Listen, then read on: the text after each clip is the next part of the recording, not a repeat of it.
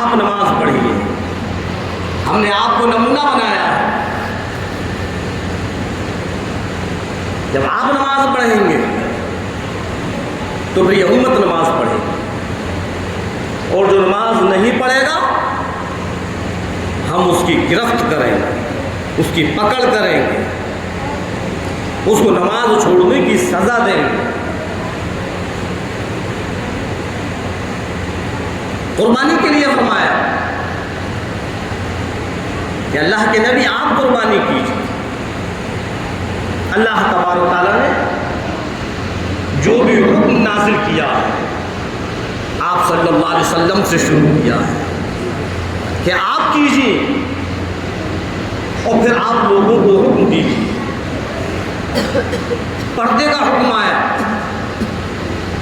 تو آپ صلی اللہ علیہ وسلم کو پروردگار عالم نے حکم دیا کہ اللہ کے نبی آپ اپنے گھر سے شروع کیجیے، پھر تمام کے تمام ایمان والیوں سے کہیے۔ اللہ کے رسول سرکار دو عالم صلی اللہ علیہ وسلم نے اللہ تبارک تعالیٰ نے کے فرمانے پر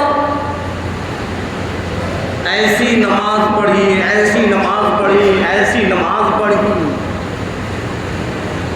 کہ آپ کے پاؤں مبارک پر ورم آ جاتا ہے۔ بڑے لمبے لمبے قیام، بڑے لمبے لمبے سجدے۔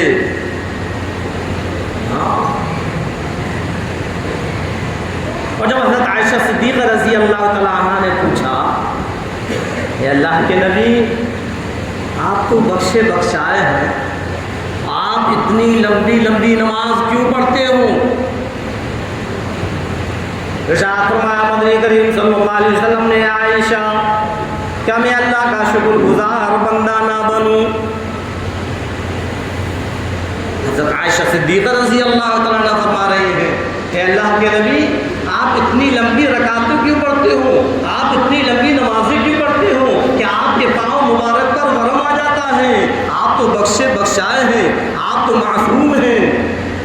تو آپ صلی اللہ علیہ وسلم فرما رہے ہیں عائشہ کیا میں اللہ کا شکر گزار بندہ نہ بنوں؟ ایک اللہ کے نبی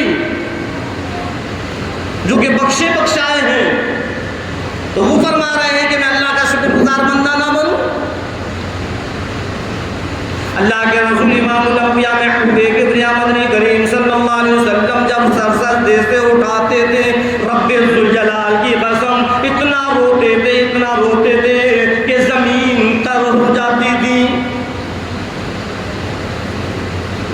آج ہم کتنا روتے ہیں؟ اول تو نماز پڑھتے ہیں،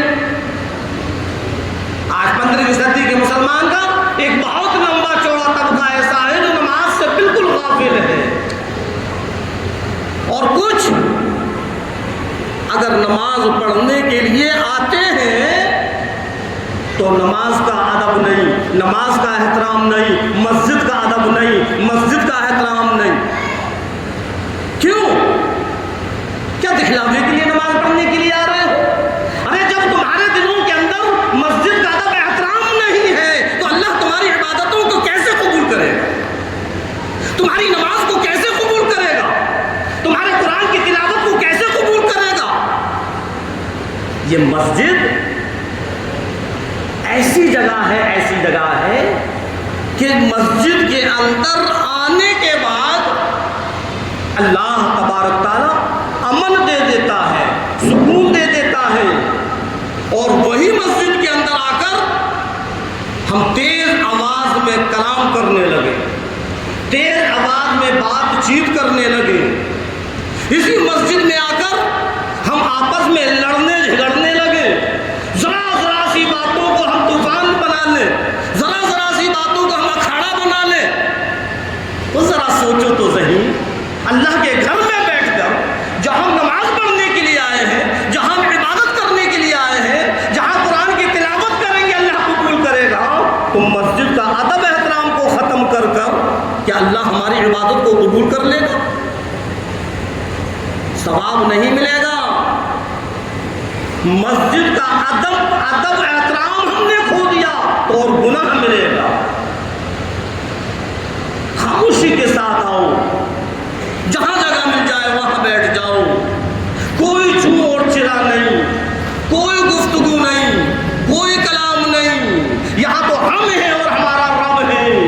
جب دل چاہے نماز پڑھو، جب دل چاہے قرآن کی تلاوت کرو، جب دل چاہے اللہ کا ذکر کرو، یہاں تک کہ دنیاوی باتیں کرنے کے لیے بھی ممانعت ہے کہ مسجد کے اندر بیٹھ کر دنیاوی باتیں بھی نہیں کر سکتے۔ اب اندازہ لگاؤ، جب دنیاوی باتیں کرنے کی ممانعت ہے تو پھر ہم آپس میں اگر لڑائی جھگڑا شروع کر دیں، ایک دوسرے سے بحث بازی شروع کر دیں، نہیں، اللہ سے توبہ کرو، خدا کا خوف اپنے دل کے اندر پیدا کرو اور ڈرو اس رب سے، کہیں ہماری اس غلطی کی وجہ سے جو ہم نماز پڑھ رہے ہیں، اللہ اس نماز کو کہیں ہمارے منہ پر نہ مار۔ جو سب سے اوپر ہے، احکم الحاکمین ہے، اگر اس کا ڈر ہمارے دل کے اندر ہے تب ہماری نماز قبول ہوگی، اور اگر خدا کا ڈر نہیں ہے تو نماز بھی قبول نہیں۔ یہ تو امن کی جگہ ہے، یہ سکون کی جگہ ہے۔ خدا کی قسم، مسجد کے اندر آ کر تو ایک سکون ملتا ہے، اور وہیں ہم ذرا ذرا سی باتوں پر اور آپس میں نوک جھوک شروع کر دیں، آپس میں دلوں کے اندر بدگمانیاں شروع کر دیں، ہم آپس میں ایک دوسرے سے حسد جلن شروع کر دیں۔ اللہ کے بندو، یہاں پر ہم نماز پڑھنے کے لیے آ رہے ہیں، ہاں، نماز پڑھیں گے چلے جائیں گے، وہ جگہ، وہ صف، وہ مسجد جہاں ہے وہی رہے گی، جہاں جگہ مل جائے، پہلے بھی میں نے بتلایا تھا، سمجھایا تھا کہ جہاں جگہ مل جائے خاموشی سے بیٹھ جاؤ، ہاں، اور کوئی آپس میں کوئی بھی نوک جھوک نہیں، سب آپس میں بھائی بھائی ہیں۔ اللہ کے رسول سرکار دو عالم صلی اللہ علیہ وسلم نے آپس میں محبت سکھلائی ہے، نفرت نہیں سکھلائی۔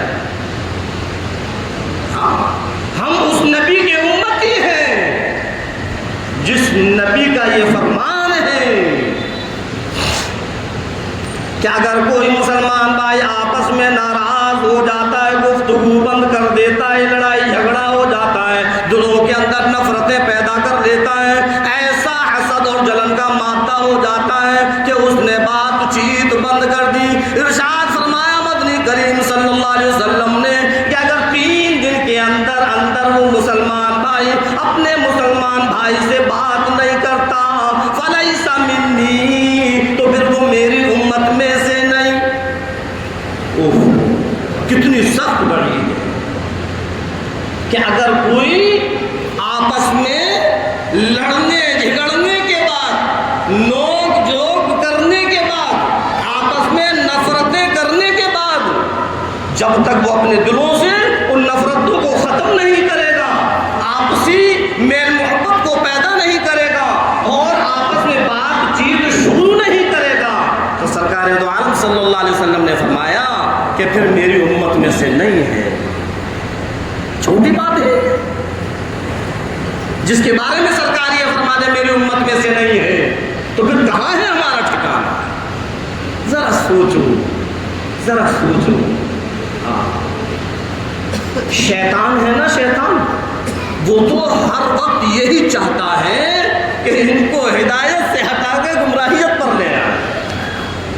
وہ تو اللہ سے وعدہ کر کر آیا ہے، وہ دلوں کے اندر وسوسے پیدا کرتا ہے کہ تو اس سے ایسے بول، تو ایسے ایسے بول، جب تو ایسے بولے گا تو یہ ایسے کرے گا، یہ ایسے کرے گا، آپس میں بات چیت ہوگی، آپس میں بحث مباحثہ ہوگی، پھر تیز آواز میں گفتگو ہوگی، اور مسجد کا ادب احترام ختم ہو جائے گا، شیطان خوش ہو جائے گا،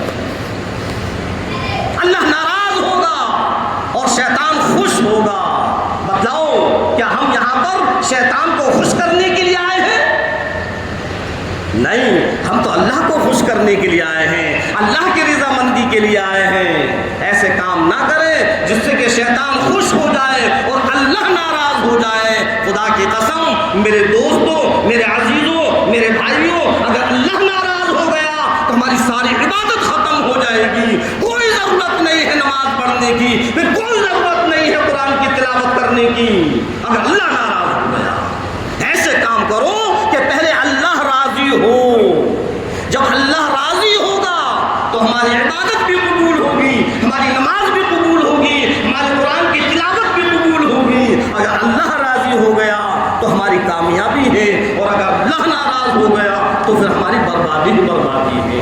اور وہ لوگ جو مسجد کا ادب احترام نہیں کرتے اللہ ان سے ناراض ہو جاتا.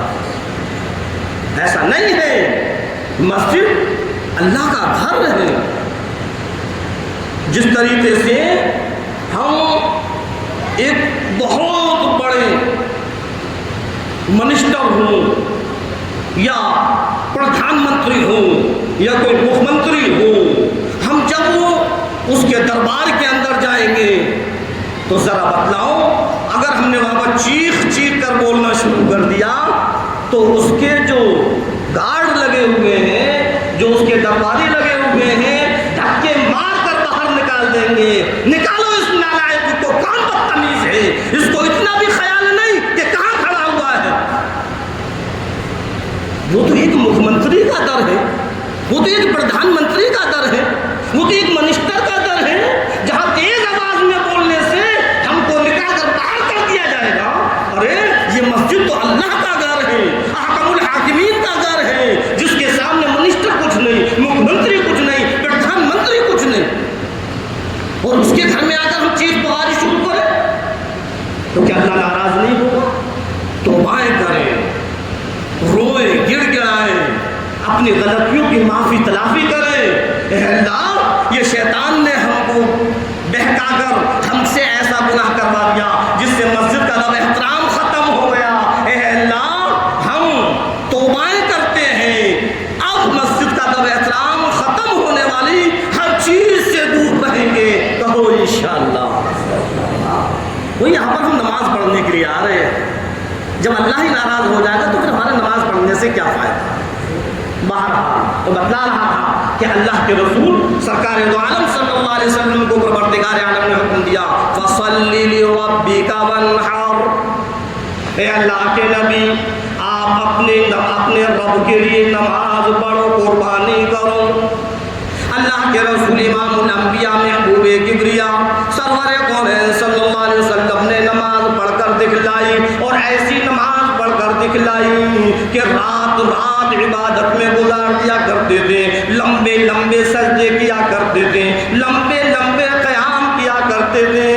اما عائشہ صدیقہ رضی اللہ عنہا فرماتی ہیں کہ ایک دن تو میں اپنا جگر پکڑ کر بیٹھ گئی. اللہ کے رسول سرکار دو عالم صلی اللہ علیہ وسلم نے اتنا لمبا سجدہ کیا، اتنا لمبا سجدہ کیا، اتنا لمبا سجدہ کیا کہ میں اپنا جگر پکڑ کر بیٹھ گئی. اے عائشہ، کیا میں آج بیوہ تو نہیں ہو جاؤں گی؟ پھر سرکار کی طرف میں گئی، آپ کے قدم مبارک کے انگوٹھے مبارک کو حرکت دی. میں نے آپ کے پاؤں مبارک کے انگوٹھے مبارک کو حرکت دی. جب وہ ہلا تب مجھ کو سکون ملا. شرم آنے کی بات ہے میرے نوجوانوں، میرے عزیزوں. اللہ کے نبی تو اتنی لمبی نمازیں پڑھیں اور ہم پہ 5 وقت کی نماز نہیں پڑھی جاتی. شرم آنے کی بات ہے. جب آپ سر سجدے سے اٹھاتے ہیں تو زمین تر ہو جاتی ہے، اور جب ہم سر سجدے سے اٹھاتے ہیں تو ہمارا حال کیا ہوتا ہے؟ ہم کو تو یہ بھی نہیں پتا کہ 3 رکعت ہوئی یا 4 رکعت ہوئی، کیونکہ دل ہمارا مسجد میں ہے ہی، دل ہمارا نماز میں ہے ہی نہیں. جسم کھڑا ہوا ہے، دل مارکیٹوں کے اندر، دکانوں کے اندر، گھروں کے اندر. پتہ ہی نہیں کیا پڑھ رہا ہے کیا نہیں پڑھ رہے. نہیں، نماز ایسی ہو کہ ہمارا جسم بھی نماز کے اندر ہو اور دل بھی نماز کے اندر ہو. نماز ایسی ہو کہ اس نماز میں خشوع اور خضوع ہو. جس نماز میں خشوع اور خضوع نہیں وہ نماز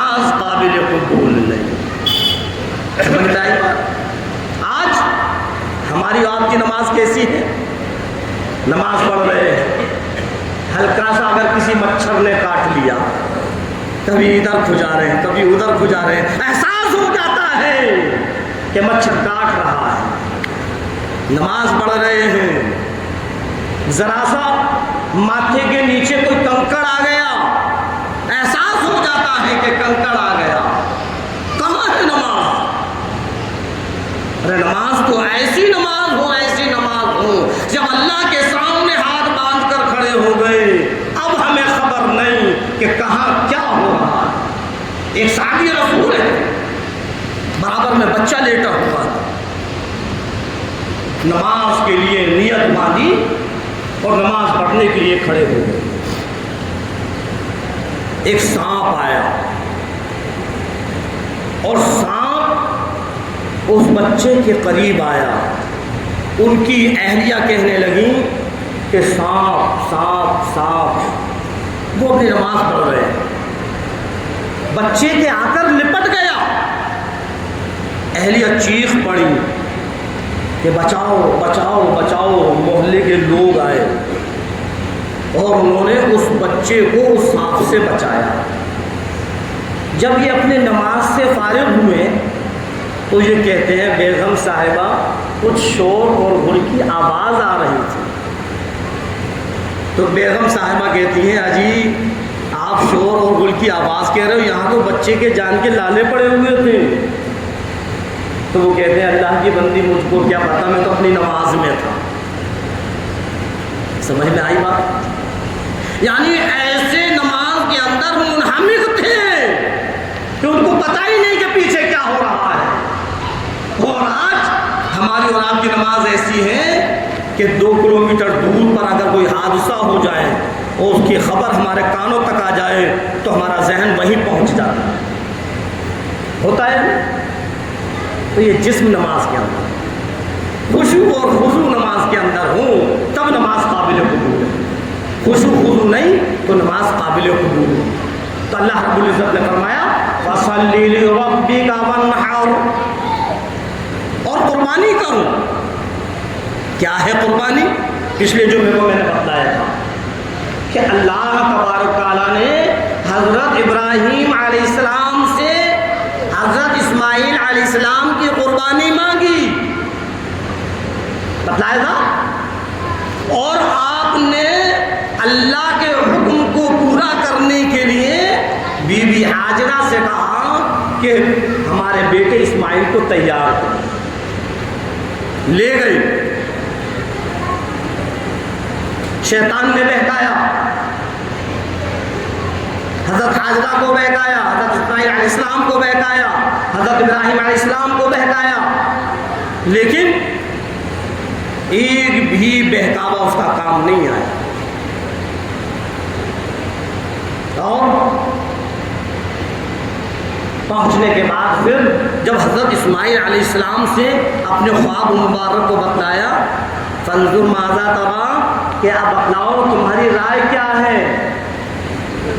تو اسماعیل علیہ السلام نے بھی کہا قال یا ابت افعل ما تؤمر ستجدنی ان شاء اللہ من الصابرین، کہ آپ ابا جان کریے جس چیز کا آپ کو حکم ملا ہے، انشاءاللہ مجھ کو صابرین میں سے پاؤ گے۔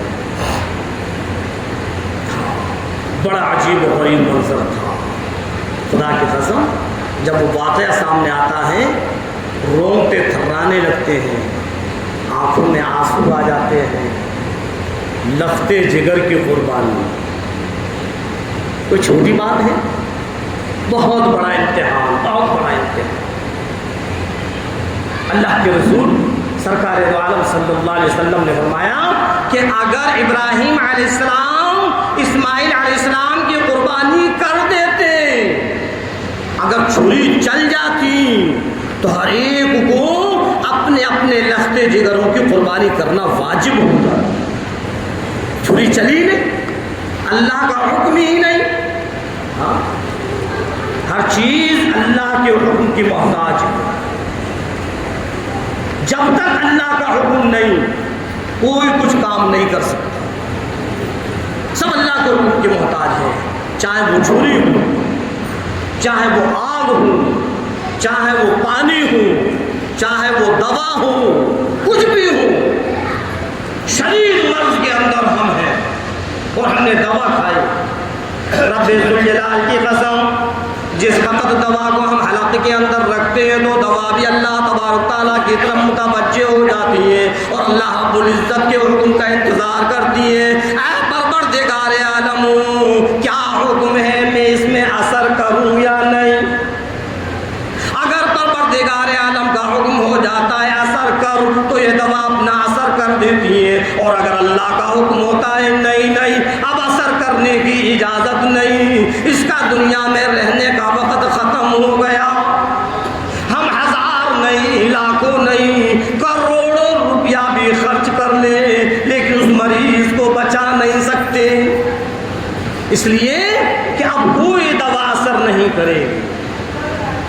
ہاں, پانی ڈبونے کی صفت ہے, لیکن اللہ کا جب حکم ہوا تو یہی پانی راستوں کی شکل میں تبدیل ہوا.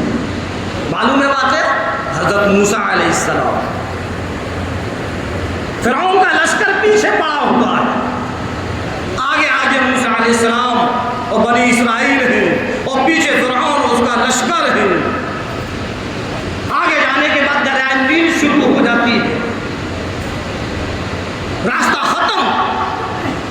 بنی اسرائیل کہنے لگے موسیٰ علیہ السلام کیا کریں, اگر آگے جاتے ہیں تو دریائے نیل ہے, پیچھے ہٹتے تو فرعون کا لشکر ہے, آگے بھی موت نظر آتی ہے, پیچھے بھی موت نظر آتی ہے, پیچھے فرعون ختم کر دے گا, آگے دریائے نیل کے اندر ڈوب جائیں گے.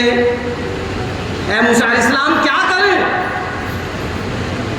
حضرت موسیٰ علیہ السلام پروردگار عالم کی طرف متوجہ ہوئے.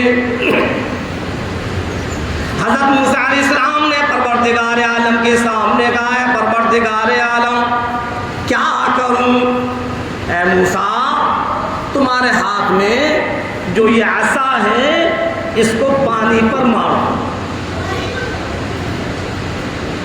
پانی پر عصا مارا, 12 راستے بنے. ہاں, یہ سب اللہ کے حکم کی محتاج ہے, سب اسباب ہیں اور اسباب اللہ کے حکم کے محتاج ہوتے ہیں. پانی بھی اسبابوں میں سے ایک سبب ہے. راستے بن گئے. موسیٰ علیہ السلام اپنے قوم کو بنی اسرائیل کو لے کر ان راستوں سے نکل گئے. فرعون نے دیکھا کہ راستے بنے ہوئے ہیں تو فرعون نے بھی اپنے گھوڑوں کو, فرعون کے لشکر نے اپنے گھوڑوں کو اسی راستوں پر ڈال دیا. جب بیچ دریا کے اندر پہنچے اللہ کا حکم آ گیا, اے پانی جیسے پہلے تھا ویسا ہی ہو جاؤ. پھر پانی ویسا ہی ہو گیا, سب ڈوب گئے. تو یہ سب اللہ کے حکم کے محتاج ہیں. اسماعیل علیہ السلام پر جب حضرت ابراہیم علیہ السلام نے چھری کو چلایا تو وہ چھری نہیں چلی. کیوں؟ اس لیے کہ اللہ تبارک تعالیٰ کو حضرت اسماعیل علیہ السلام کی قربانی نہیں لینا تھی, وہ تو امتحان لینا تھا. ہاں, اگر قربانی اسماعیل علیہ السلام کی لینا ہوتی تو چھری چل جاتی. اور ادھر قیامت تک جتنے بھی مسلمان ہیں سب پر اپنے اپنے لخت جگروں کی قربانی واجب ہو جاتی. اللہ احکم الحاکمین ہے, اللہ احکم الحاکمین ہے. اس کو معلوم تھا, وہ جانتا تھا کہ میرے بندے اتنا بڑا امتحان نہیں دے سکتے کہ اپنے اپنے لخت جگروں کی قربانی کریں. اتنا بڑا امتحان نہیں دے سکتے. تو اللہ نے حضرت جبرائیل علیہ السلام کو بھیجا, جاؤ جلدی جاؤ, اسماعیل علیہ السلام کو ہٹاؤ اور اس میڈے کو لے جاؤ اور یہ میڈا ان کی جگہ پر لٹا دو. جیسے ہی میڈے کو لٹایا اللہ نے چھری کو حکم دیا, اے چھری اب تجھ کو اجازت ہے, اب تو اپنا کام کر.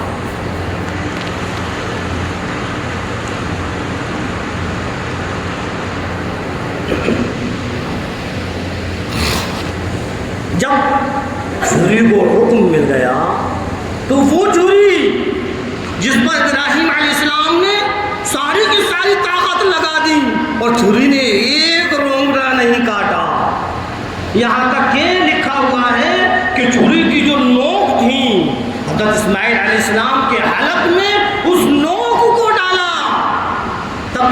اپنے بیٹے کے اندر گھس گئی، جو اس کے اندر بیٹ لگا ہوتا ہے، چھری اس کے اندر چلی گئی، لیکن اسماعیل علیہ السلام کے حلق کے اندر نہیں پہنچی۔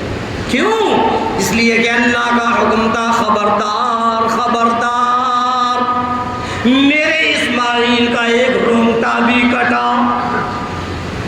ہاں، جبھی تو چھری نے کہا تھا، میں نے بتلایا تھا پچھلے جمعے کو، اے ابراہیم میں خلیل کی مانوں یا جلیل کی؟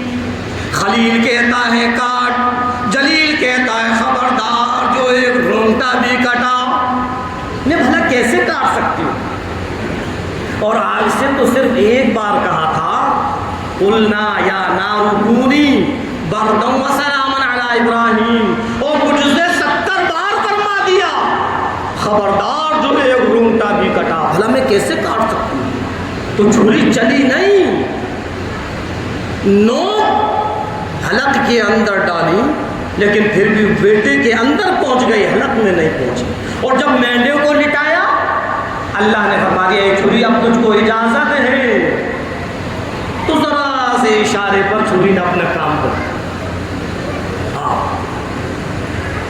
تو اسی لیے مسئلہ ہے یہ کہ جب ہم قربانی کے جانور کو ذبح کریں یا کسی سے ذبح کروائیں تو اس کی چھری کی دھار کو دیکھیں۔ ایسا نہیں ہے کہ بس وہ اس میں رگڑ لگا رہا ہے، خدا کی قسم جتنا وقت لگتا ہے اتنی ہی اس کو تکلیف ہوتی ہے، اور اللہ یہ پسند نہیں کرتا کہ اس کو تکلیف پہنچے۔ اس لیے بتایا کہ چھری کو دیکھو، کوئی بھی قصاب اگر ہے یا ہم اپنے ہاتھوں سے کر رہے ہیں تو پہلے اس کی چھری کی دھار اتنی تیز کرے کہ رکھتے ہی جو ہم نے کہا بسم اللہ اللہ اکبر، اس کی تینوں رگیں کٹ گئیں۔ ہاں، ایسے قربانی۔ اور ایک چیز اور بتاؤ، جس کی طرف سے بھی قربانی اس کے لیے بہتر اعلیٰ درجے کی بات یہ ہے کہ وہ اپنے ہاتھ سے قربانی کرے،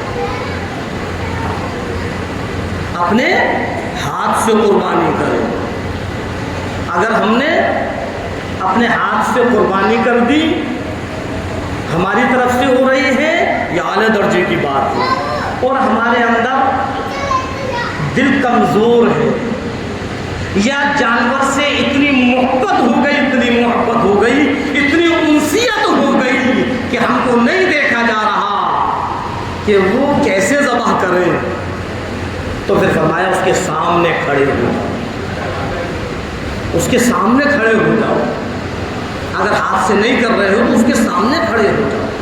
اللہ کے رسول امام الانبیاء محبوب کبریاء مدنی کریم صلی اللہ علیہ وسلم نے اپنی بیٹی فاطمہ سے فرمایا، او میری لخت جگر، او میری نور نظر، اے فاطمہ جاؤ اپنی قربانی کے پاس کھڑی ہو جاؤ۔ اللہ کے رسول فرما رہے ہیں کہ اے فاطمہ جاؤ اپنی قربانی کے پاس کھڑی ہو جاؤ۔ اے فاطمہ تم کو پتا نہیں، تم جانتی نہیں، جس وقت یہ قربانی ہوگی، جب یہ ذبح ہوگا، زمین پر خون گرنے سے پہلے اللہ اس کو قبول کر لے گا۔ او میری بیٹی فاطمہ جاؤ قربانی کے جانور کے پاس کھڑی ہو جاؤ، زمین پر خون نکلتے ہی اللہ تمہارے سارے کے سارے گناہوں کو معاف کر دے گا۔ کتنا بڑا ثواب۔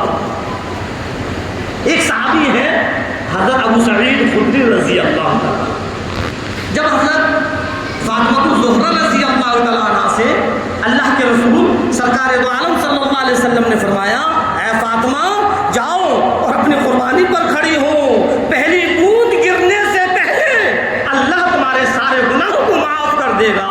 تو وہ صحابی کہتے ہیں، اے اللہ کے نبی یہ صرف اہل بیت کے لیے ہے یا سب کے لیے؟ سوال اچھا ہے۔ صحابہ کرام ہچکچاتے نہیں تھے، دین کی بات پوچھنے میں، مسئلے مسائل پوچھنے میں جو آج ہم اور آپ کو شرم آتی ہے، صحابہ کرام سب پوچھا کرتے تھے اے اللہ کے نبی جو آپ نے یہ حکم دیا ہے یہ صرف فاطمہ کے لیے ہے، یہ صرف اہل بیت کے لیے ہے یا سارے کے سارے امتیوں کے لیے ہے؟ تو آپ صلی اللہ علیہ وسلم نے فرمایا کہ یہ خاص تو فاطمہ کے لیے تھا، لیکن جب آپ نے پوچھ لیا تو یہ سارے کے سارے امتیوں کے لیے۔ سمجھ میں آئی؟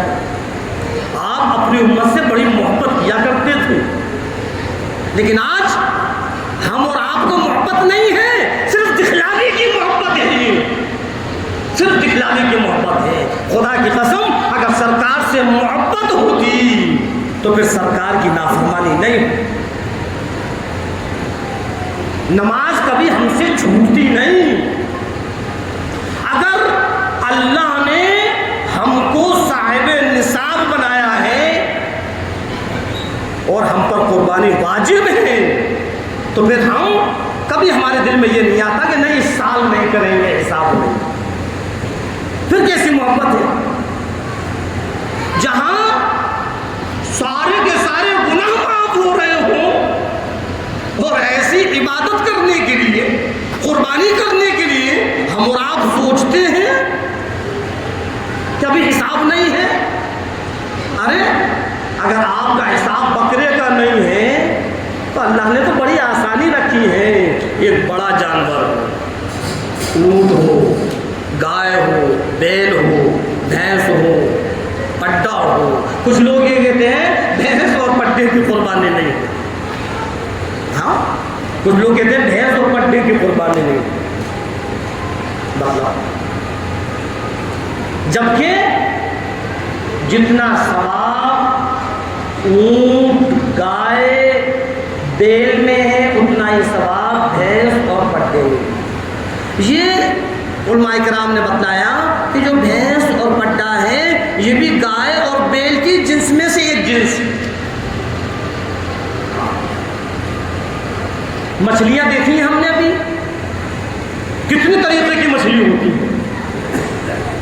ہم تو صرف انہی مچھلیوں کو جانتے ہیں جو مچھلی بازار میں بکنے آ جاتی ہیں۔ بے شمار جنس ہیں مچھلی کی، بے شمار۔ بھوپال میں میرا جانا ہوا تو وہاں ایک مچھلی گھر ہے۔ جب میں اس مچھلی گھر کے اندر گیا تو وہاں تو بڑی عجیب عجیب مچھلیاں، دیکھنے میں لگے گا بھی نہیں کہ مچھلی ہے یا نہیں، تو کیا ہم یہ کہیں گے کہ یہ مچھلی نہیں ہے؟ نہیں۔ تو اس لیے علماء کرام نے بتایا کہ یہ بیل اور بھینس ایک ہی جنس میں سے، اس لیے بیل کی بھی قربانی، گائے کی بھی قربانی، بھینس کی بھی قربانی، پٹے کی بھی قربانی، اونٹ کی بھی قربانی، یہ سب کی قربانی اور یہ بڑے جانور ہیں، اس میں 7 حصے لگے۔ کہیں بھی ہم حصہ ڈالیں؟ کیا اتنا بھی ہمارا نہیں ہے؟ ہمارا اتنا بھی حساب نہیں ہے کہ کہیں 2-4 ہزار روپے کا ہم حصہ ڈال لیں؟ بڑی آسانی سے کہتے ہیں اجی ہم اس سال قربانی نہیں کریں گے، ہمارا حساب نہیں ہے، ہمارا حساب نہیں ہے۔ کیوں؟ 2-4 ہزار کا حساب نہیں ہے؟ اور اتنا بڑا ثواب حاصل کرنے کے لیے جہاں سرکار فرما رہے ہیں کہ سارے کے سارے گناہ معاف ہو جائیں گے، اس کے لیے ہمارا حساب نہیں ہے؟ نہیں۔ آپ صلی اللہ علیہ وسلم نے فرمایا دل کھول کر قربانی کرو، دل کھول کر۔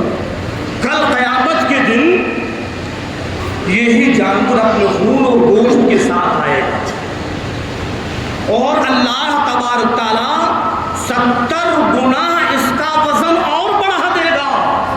اندازہ لگاؤ کہ کتنی نیکیاں ہوں گی، اتنا بڑا ثواب۔ آج ہم بڑی آسانی سے یہ کہہ کر چھوٹ جاتے ہیں حساب نہیں ہے۔ ابھی آ جائے کوئی پروگرام سامنے پھر تو حساب بہت جلدی آ جاتا ہے۔ 10-20 ہزار یوں ہی خرچ ہو جاتے ہیں جناب، چھوٹے سے پروگرام میں 10-20 ہزار خرچ ہو جاتے ہیں، تب تیرا حساب کیسے بن گیا؟ اور قربانی کرنے کے لیے حساب نہیں۔ ایک چھوٹا سا پروگرام جو کہ اسلام میں ہے بھی نہیں، جس کو ہم کہتے ہیں برتھ ڈے پارٹی۔ اور یہ جناب آج تو برتھ ڈے پارٹی کرنا ہے، بچے کا جنم دن ہے، جنم دن، اس جنم دن میں ہمیں اتنی خوشی ہوتی ہے، اتنی خوشی ہوتی ہے، ہم ہزاروں روپیہ یوں ہی خرچ کر دیتے ہیں۔ ہوتا ہے یا نہیں؟ ہزاروں روپیہ یہ چیز جس میں اللہ کے رسول شہادت دے رہے ہیں، سرکار شہادت دے رہے ہیں تمہارے سارے گناہ معاف ہو جائیں گے، تو وہ قربانی کرنے کے لیے تم سوچ رہے ہو کہ ہمارا حساب ہی نہیں ہے، حساب ہی نہیں ہے۔ ارے بکرا لانے کا حساب نہیں ہے تو بھینس میں پٹے میں حصہ ڈالو، 7 لوگ مل جاؤ اور لے آؤ، کتنے روپے آئیں گے؟ ارے 4,000 5,000 بس، اس سے اوپر تو نہیں آئیں گے۔ چھوٹے چھوٹے سے پروگراموں میں 4-5 ہزار روپے خرچ ہو جاتا ہے۔ اصل چیز یہ ہے کہ ہم کو محبت نہیں ہے، ہمیں رغبت نہیں ہے۔ اگر قربانی سے رغبت ہوتی، اللہ سے محبت ہوتی، اللہ کے نبی سے محبت ہوتی، تو پھر ہم اتنے بڑے ثواب کو نہیں چھوڑتے۔ صحیح بات ہے یا نہیں؟ ہاں، بکرے کا نہیں کہہ رہے کہ بکری پٹ ہے، کم پیسوں میں مل جاتی ہے۔ کچھ لوگوں کے ذہن کے اندر یہ بات آتی ہے کہ بکرے کا ثواب زیادہ ہے اور پٹ کا ثواب کم ہے۔ نہیں، ایسا کچھ نہیں ہے۔ جتنا بکرے کا ہے اتنا ہی پٹ کا ہے، جتنا بکری کا ہے اتنا ہی بکرے کا ہے۔ اب ہم تو صرف گوشت کے ٹیسٹ کے لیے کہتے ہیں کہ بکرا کریں گے، بکرا کریں گے، عمدہ سے عمدہ بکرا لائیں گے۔ کیوں؟ اگر کوئی غریب انسان ہے پٹھ لے آیا تو اس کا ثواب کیا کم ہوگا؟ اگر وہ بکری لے آیا تو اس کا ثواب کیا کم ہوگا؟ نہیں، جتنا اس کا ثواب ہے اتنا ہی اس کا ثواب۔ ہاں، خوب دل کھول کر قربانی کرو۔ سرکار دو عالم صلی اللہ علیہ وسلم کا فرمان ہے، عید والے دن، عید الاضحیٰ کے دن، عید الاضحیٰ کی 10ویں تاریخ کے دن قربانی سے زیادہ کوئی عمل اللہ کو محبوب نہیں۔ اور آپ صلی اللہ علیہ وسلم نے تو یوں فرمایا کہ اگر استعداد ہونے کے باوجود، صاحب نصاب ہونے کے باوجود، حیثیت ہونے کے باوجود، اور پھر اگر وہ قربانی نہیں کرتا تو وہ ہماری عیدگاہ میں نہ آئے۔ کتنی شرط ہے، بڑی آسانی سے کہتے ہیں کہ اب کی ہمارا حساب نہیں۔ ایک غریب انسان ہے، وہ تو یہ سوچتا ہے کہ لاؤ میں قربانی کروں، وہ جانور کو پال پوس کر اس کے دل کے اندر امنگ ہے، تمنا ہے، آرزو ہے، اس کے اندر ایک تڑپ ہے کہ مجھ کو بھی یہ ثواب مل جائے۔ لیکن ایک صاحب نصاب جس پر قربانی واجب ہے، اس سے پوچھا جائے وہ نہیں مولانا اب کی حساب نہیں ہے۔ کیوں نہیں ہے حساب؟ سارے پروگرام کرنے کا تیرے پاس حساب ہے اور ایک قربانی کرنے کا حساب نہیں ہے۔ جانتے ہیں مسئلہ کیا ہے؟ جیسا زکوٰۃ کا مسئلہ ہے اسی طریقے سے قربانی کا مسئلہ ہے۔ اگر آپ صاحب نصاب ہیں، آپ کے پاس سونا چاندی ہے، اگر آپ کے پاس پیسہ نہیں ہے، روپیہ نہیں ہے، سونا چاندی ہے، اور اس پر زکوٰۃ واجب ہے، فرض ہے، اسی طریقے سے قربانی واجب ہے۔ اب اگر آپ پر پیسہ نہیں ہے اور کہہ رہے حساب نہیں ہے، اس سونے چاندی کو بیچ دو۔ سمجھ میں آیا مسئلہ؟ اس سونے چاندی کو بیچ دو، صاحب نصاب ختم ہو جاؤ۔ جب تک تم صاحب نصاب رہو گے، جب تک وہ سونا چاندی رہے گا، قربانی کرنا ہوگی، زکوٰۃ نکالنا ہوگی، نہیں کریں گے تو گنہگار ہوں۔ اللہ رب العزت ہم اور آپ کو کہنے اور سننے زیادہ عمل کرنے کی توفیق عطا فرمائے۔ وما علینا الا